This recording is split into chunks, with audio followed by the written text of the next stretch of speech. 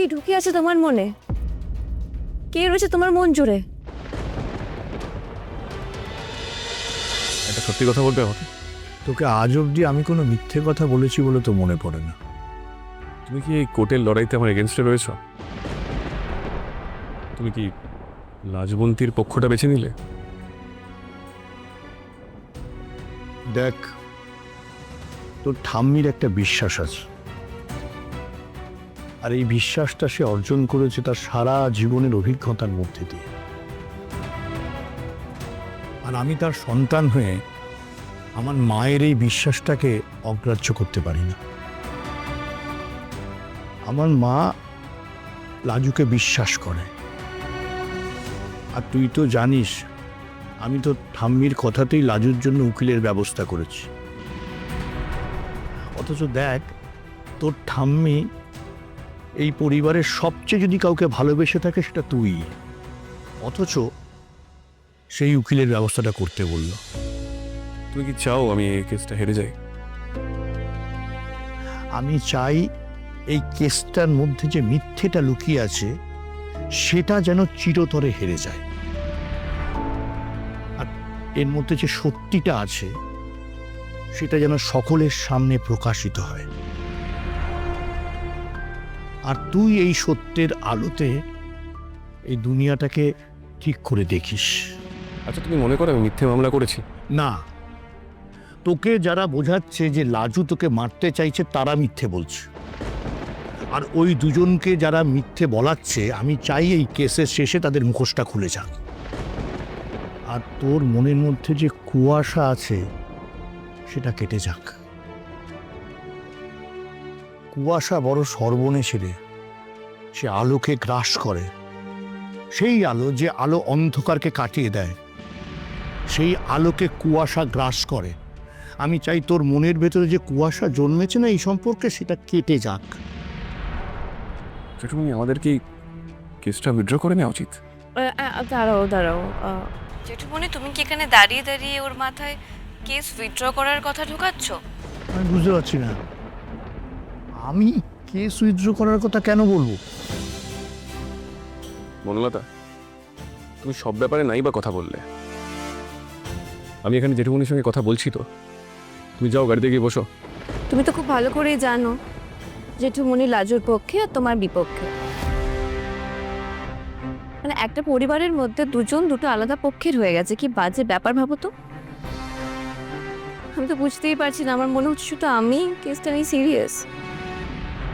জেঠুমনি তোমাদের ছেলে রাস্তায় অ্যাটাকড হয়েছে, আর যারা অ্যাটাক করেছে তারা নিজেই পুলিশ স্টেশনে গিয়ে বলে দিয়েছে, স্বীকার করেছে। তারপরেও তুমি আর ঠাম্মি লাজুর জন্য উকিল ঠিক করছো। দাদা, বৌদি, ভাই, আন্টি, জেঠুমনি সবাই মিলে একটা ডাউটে রয়েছে লাজু এরকম করতে পারে। লাজু এটা কি করে করলো? আর অনুভব, তুমিও বলছো যে ও ডাক্তারি পড়ছো, ব্রিলিয়েন্ট স্টুডেন্ট, তাতে কি ও 7 খুন মাফ হয়ে যায়? না, আমি ঠিক বুঝতে পারছি না যে এক্স্যাক্টলি কি হলে তোমরা আমার কথা বিশ্বাস করতে। অনুভবের কিছু হয়ে গেলে? না, আমি কখনো বিশ্বাস করি না যে লাজু অনুভবের ক্ষতি করতে চায় বা কোনো ক্ষতি করতে পারে। এভিডেন্স আছে জেঠুমনি, আমি এমনি এমনি কোনো কথা বলছি না। এনিওয়ে, এসব নিয়ে তোমার সাথে কথা বলাই বৃথা। বাট অনুভব, আমি তোমাকে বলছি, তুমি যদি ফ্যামিলি প্রেশারে এই কেস থেকে পিছু হটে যাও তাহলে কিন্তু আমি সুইসাইড করব।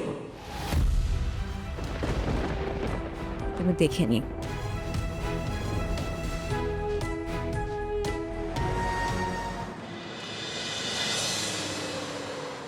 তুমি আমাকে ব্ল্যাকমেল করছো, সুইসাইড করে ভয় দেখাচ্ছ। তুমি জানো তুমি কি বলছো? তোমার যদি মনে হয় তুমি আমাকে ভয় দেখাবে আর তোমার কথা ভেবে আমি নিজের মনের চিন্তাগুলোকে বাদ দিয়ে দেবো, তোমার কথা শুনবো, তাহলে তুমি ভুল করছো, সেটা হবে না। কি হবে? না না, কি হবে আমাকে বলো। তোমার বাড়ির সাথে লোকেরা তোমাকে বলবে তুমি কেসটা উইথড্র করে নেবে, কেন? আমি না ভয় দেখাচ্ছি না, আমার সত্যি মরে যেতে ইচ্ছা করছে, আমি আর প্রেশার নিতে পারছি না। কে তোমার উপরে প্রেশার ক্রিয়েট করছে? হ্যাঁ, কে প্রেশার ক্রিয়েট করছে? সব কিছুতে নিজেকে কেন টেনে আনছো? আর বাই দ্য ওয়ে, আমার বাড়ির লোক কেস উইথড্রয়ালের কথা বলেনি, আমি নিজে বলেছি। আমি জাস্ট আমার মনের কথাগুলোকে জেঠুমনির কাছে শেয়ার করেছি, দ্যাটস ইট। তুমি তো নিজে হঠাৎ করে ঢুকে আজে বাজে কথা বললে। আমি স্বেচ্ছায় নিজেকে আনছি অনুভব। আমি তোমার স্ত্রী, তোমার জীবনের ব্যাপারে আমার থাকা উচিত, আর আমি থাকবো। আমি নিজের অধিকার বুঝেই সবেতে আছি। আজকে 1.5 বছর হয়ে গেল আমাদের বিয়ে হয়ে গেছে, কিন্তু তোমার এই বাড়িতে জায়গাটা কি আমি সত্যিই বুঝতে পারিনি। তোমাকে নিয়ে তোমার বাড়ির লোকজনের ফিলিংস কি, তাতে আমার সত্যিই ডাউট আছে। তারা আদৌ তোমাকে ভালোবাসে কিনা ভগবানই জানে, নাহলে এইভাবে মাথা খেতো নয় কেসটা উইথড্র করে নেওয়ার জন্য। মূলত আমার পরিবারের ব্যাপারে তুমি একটা মন্তব্য করবে না। আমি সত্যি কোনো মন্তব্য করতেও চাই না, কিন্তু ওরা তোমার এই অ্যাসল্টের কেসটা যতটা সামান্যভাবে দেখছে সেটা আমার দেখে অবাক লাগছে। উল্টে ওরা আমার দিকে আঙুল তুলছে, কিভাবে বলো তো? হাও, এটাই আমাকে অবাক করে তুলছে। মানে এটাই প্রমাণ করে দেয় ওদের আদৌ কি তোমার প্রতি কোনো ফিলিংস আছে কি নেই। সেই অনুভব দিস ইজ ভেরি পার্সোনাল। ও তোমার ক্ষতি করতে চেয়েছে, আমার হাজবেন্ডের ক্ষতি করতে চেয়েছে। এটা ওর এগেনস্টে আমার পার্সোনাল লড়াই। আমি তার সর্বনাশ করেই ছাড়বো, কারণ লাজু তোমার ক্ষতি করতে চেয়েছে অনুভব। তাই লাজুকে আমি শাস্তি দিয়েই তবে ছাড়বো। তোমার বাড়ির লোক আমার সেই ফিলিংসকে এতটুকু রেসপেক্ট না দিয়ে, তোমার প্রতি কোনো কেয়ার না দিক, ওই ক্রিমিনালের কথা শুনে ওর প্রতি দরদ দেখাচ্ছে।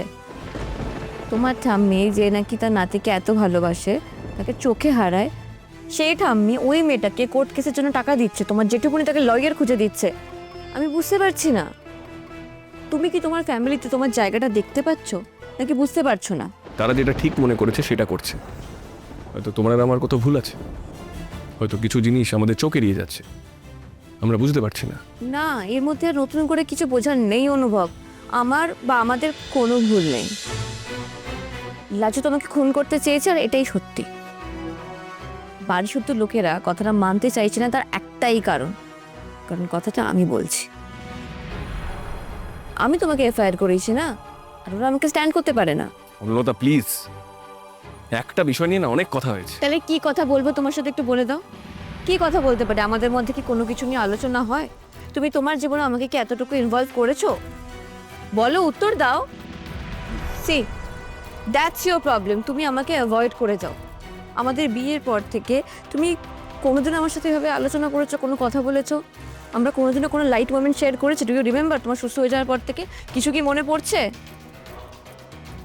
কেন আমাদের সম্পর্ক স্বাভাবিক নয় অনুভব? কেন? কি ঢুকে আছে তোমার মনে? কে রয়েছে তোমার মন জুড়ে?